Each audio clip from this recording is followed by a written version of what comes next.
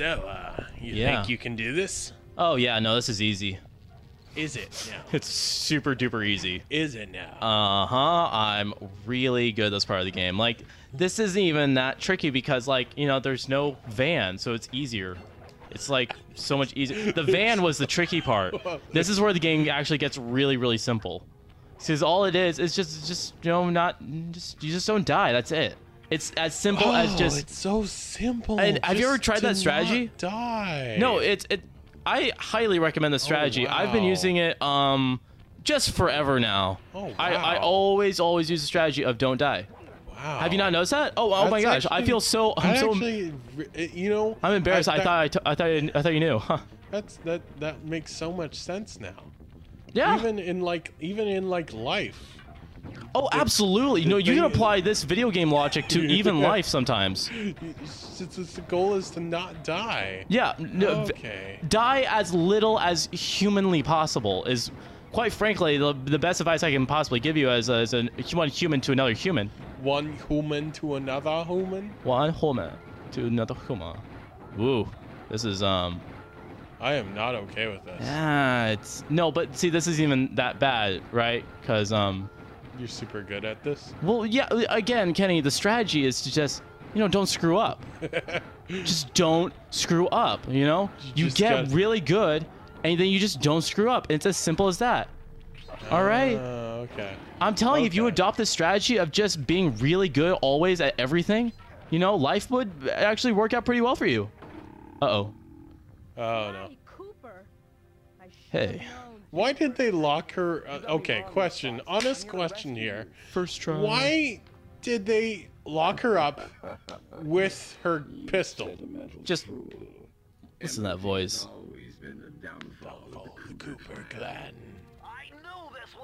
Oh, so yeah. good. Wait a minute. Isn't this actually a Bentley hacking mission now? Oh, shoot. Is it? Yeah, I forgot about this. I'm pretty sure this is a... Wait a minute. Is this a thing? Oh. I think. Oh. Oh, dude, I totally forgot this dude. was a thing. Dude, yeah. Oh, man, this is a little sneak peek into, uh-oh. Man, give me a second. Wow. Wowee.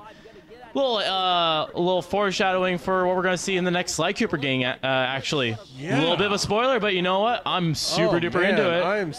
I'm super excited. Wow, oh, and please this don't die. is very tricky. This is very easy to die. Yeah, there's these hacking missions and all throughout the next game, and it's just all of them are so much fun. They literally get so much better too with each and every game. Like I'll agree they're with that, yeah. great in Sly 2, but they get even better in Sly 3, and like with as much grief as people give Sly 4, it was pretty darn good in Sly 4. I actually don't remember it too much in Sly 4. Actually, Sly 4 would be a really nice, refreshing game just to kind of look at again. Uh-oh. Am I dead? I'm not dead. You're not dead. Not dead yet. No siree, Bob. No, Sly 4 is a game that, like, you know, kind of tanked, and which is unfortunate because they left it on a cliffhanger. And I totally want them to complete the story, but, you know, Maybe they're someday. like, You never know. It wasn't profitable and stuff like that. and Oh, blah, we blah, want to blah. make money and feed our families. Whatever. Poop. Poop, poop, poop, poop, poop. Poop nuggets. Nah, nuts. But Nuts. that's what I like about the Bentley games. They're perfect arcade games. Like, they take in just everything I love about arcade games. Like, dodging and shooting. I just love it. I love it to death. Sometimes you get a jump every once in a while. It's pretty fun. Oh, man. Mostly dodging and shooting. Yeah, I'm thinking about the other Bentley games too. You do get, like, I think you kind of get a jump. No, you don't. It's always sides. It's always like some sort of scrolling and shooting, isn't it? And what? In the other games. Forget it. For the hacking missions? Yeah, that's what I'm getting at. I can't remember actually for all of them. Well, we'll get there when we get there. We'll get there when we get there. Yeah. You know. I'm just, man. This is an unexpected little. This is just like, you know. This is an unexpected nugget of joy. Unleashing the nostalgia train. Do you know what I mean though? A nice little unexpected nugget of joy. You ever eat candy and you're like, oh, cool, chocolate, and there's actually nougat inside of it. You're like, oh, nugget. Oh, I didn't know there's more to love about this chocolate that I already love. Oh, but now it's got a nougat in it. I actually don't like nuggets. Well, then this is a metaphor for only me and people who love nuggets. I think this applies to some people. I really think I'm onto something. Like, you eat a piece of chocolate? No, it's a Toblerone bar. You know what is a pleasant surprise for me is caramel. What unexpected caramel. Oh yeah, that's a good one. No, it's weird. It's like Jim Gaffigan has a great bit about finding like toothpaste, the toothpaste chocolate. It's like sometimes it's a gamble chocolate. You eat a piece, you're like, oh crap, it's the one filled with toothpaste. I don't know that. Wait, you listen to Jim Gaffigan, right? He's like easily one of my favorite comedians. Easily. I'm not into comedian as much. He's better than Jeff Foxworthy. He's better than Jeff Dunham. He's one of the best. Absolutely, hands down. As into comedians as you are. Yeah, I actually obsess a little bit. But it's not that. Well, maybe you obsess, but you know what? Maybe that's a good thing. Like, you love comedians, and you know, I like to study them. There's just different things that, you know, I think we're all different. I think it stems from. About. It really does stem from me like wanting people to like me, and so like I'm like, oh, people love comedians. Like, these are people who are highly adored by the public. Like, I want to be like them, so I just obsessively listen to their comedy bits over and over again, manically almost. I memorize them verbatim. I sometimes accidentally talk like them, which I know is incredibly annoying, but it happens all the time. Yeah, I got a couple problems. Yeah, this is welcome to another episode of Andy dealing with his personal demons, episode 18, I think. Yeah. You want to try? I think you kind of want to try. I kind of want to try it, yeah. Okay. Okay, I'll take this. And I will tell you a very funny joke. You don't have to respond too much. It's okay. I want you to focus on this because it takes a little bit of endurance to get through this one, all right? So just you focus on this. I'll tell you my funny joke. So these three guys, they all die and they go to heaven. Well, they don't go to heaven. They get to the pearly gates. And St. Peter's like, hey, listen, a lot of people have been dying recently. We got to be careful about who we let into heaven. You can only get into heaven if you died real bad. Shouldn't be too hard. You died. It's okay. First guy walks up St. Peter. He's like, yeah, hey, I had a pretty bad death. I, for a long time, was suspecting that my wife was cheating on me. So one day I come home early to our apartment on the 6th floor of our apartment building, and I'm looking around our apartment. I'm like, oh, maybe I'll catch him in the act or something. So I'm looking around my apartment, and I can't find anything except there's this out on the patio, right on the balcony on the patio. There's this guy hanging off the side with this for bare life, you know, just clinging to the side of our patio. So I'm furious. I start punching in this guy's hands, start kicking at his hands, start stomping on his fingers, like trying to make him fall off. This guy's gotta die. Okay, I'm not letting him get away with this. Well, he's a little bit more, you know, a little more rigid than I am, so I start wailing on with the hammer. He finally lets go. He falls down and lands on bushes, totally safe. So in this blind fit of rage and adrenaline, I grab the refrigerator out of our kitchen. I throw it off the side of our balcony. Crushes him to death instantly. Unfortunately, in all this fit, I had a heart attack. And I died, and here I am. St. Peter's like, wow, that's terrible. Come right in, man. Wow, that's just awful. Second guy walks up, he says, okay, I died. Here's how I died. I was exercising on the patio of my 8th floor apartment building. Now, I unfortunately set the settings on my treadmill way too high, and it actually flung me off the side of the balcony. When I'm falling, and I know I'm gonna die. There's no way I'm gonna live after this, but fortunately, I grab a hold of the other balcony. I guess it's the neighbors below me, and I thought I was safe, but I couldn't hang on forever. And this guy comes out. I'm like, oh, good, he's gonna save me. No, he doesn't save me. He starts beating my hands with his fists and his feet. He's stomping on my fingers. Jerk. He leaves. I'm like, oh, good, it's over. Maybe he's got his fix. No, he comes out with a hammer. He starts wailing on my fingers. I'm like, what's wrong with him? So I finally let go, and fortunately, I land on some bushes. And then out of nowhere, this refrigerator comes and crushes me.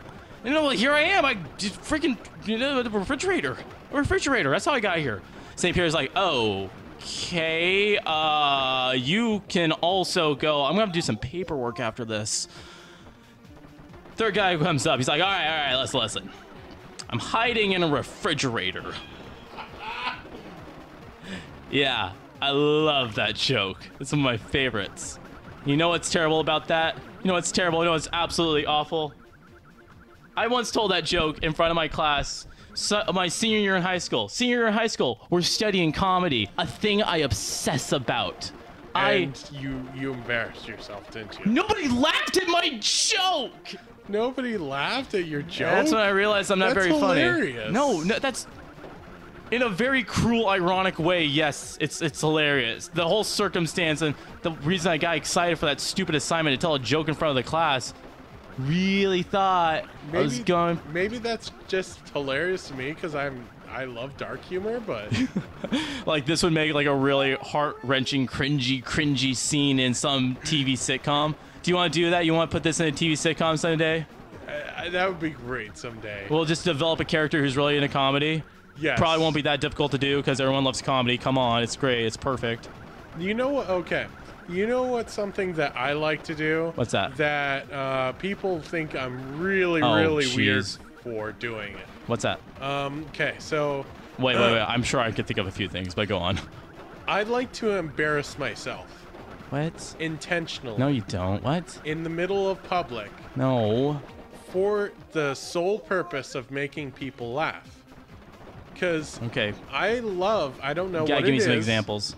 but I love bringing a smile to other people's faces. Oh, absolutely. Yeah, I understand that. Even if it's at my own expense.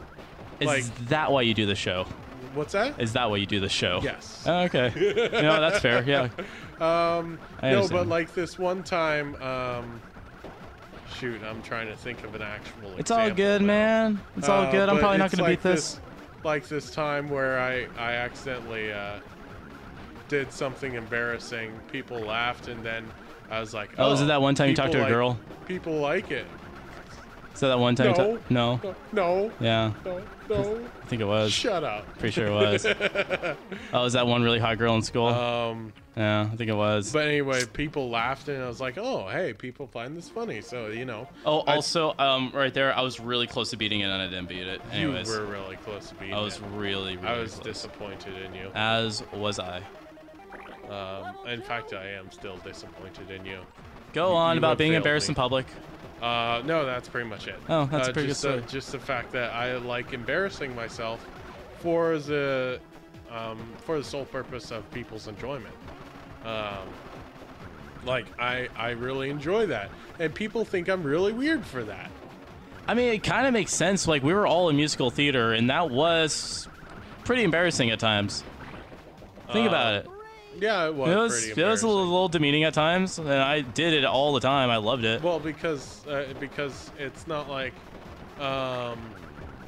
it's just a place of big vulnerability. You know, you place you're putting yourself on display. Literally, yeah, with spotlights and everything. In front of everybody. Oh, jeez. Who you're trying to impress.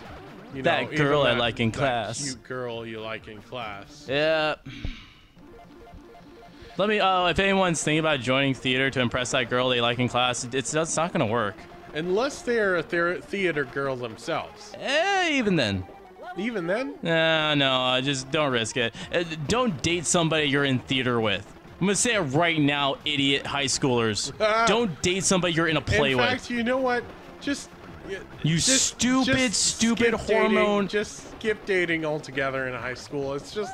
It's not worth it. It's kind of a bad idea. You know what? You break up with them. Guess who you're seeing every single day? Every single day for the rest of for the rest of your high school career. That person you broke up with, had that really rough breakup with, and by the way, you're either going to hate the rest of your life, or obsess about for the rest of your life. Or obsess about it for the rest of your life. One of two ways. Or, you're going to... Those are your two options. Might, if you're, like, mentally mature enough to actually, like, talk about it and, get past it. Is that what you've done? Actually, no. All my high school breakups that weren't that great, so... But all that one of being them? said, I have only had one high school breakup. That's exactly what I just said. Oh, jeez. Wait a minute. Can you? And, no. no. No. Some people would. Whoa. Oh. Okay, Okay. cool. I had one of those. Most people would be like, "Oh, so that means you were really bad with ladies." No, I No, actually Kenny had, was phenomenal with the I ladies. was had one Kenny had very 5 at once. very committed Incredibly relationship. intense and super hot relationships. Was Unlike it your hot or was it just embarrassing? Because People talk about to this day. It was one of those relationships where it was just where it had everybody guessing what are they gonna do next. No. Sorry, I'm like your PR person. I'm trying to overhype everything you're saying. It was a really bad relationship. Best relationship No, anybody it was can just imagine one of those ever. relationships that was just like a cutesy relationship, like looking into your eyes and spending time with each other, holding hands underneath the desk and and ooh, and it's just Yeah, we all had that it was crush. just all like know? very very cutesy and like it was. We all had our crushes. Charlie Brown had the cute little redhead girl in class. Sly Cooper has Carmelita Fox. And on that, I think we'll end it. Yeah, I think I like so, this. too. I like it too. I didn't know where we're going, and I like where it ended. It was a journey. Yeah, yeah. It's like kind of like a really bad road trip. It was nice. No, yeah. Well, see you guys tomorrow. Bye.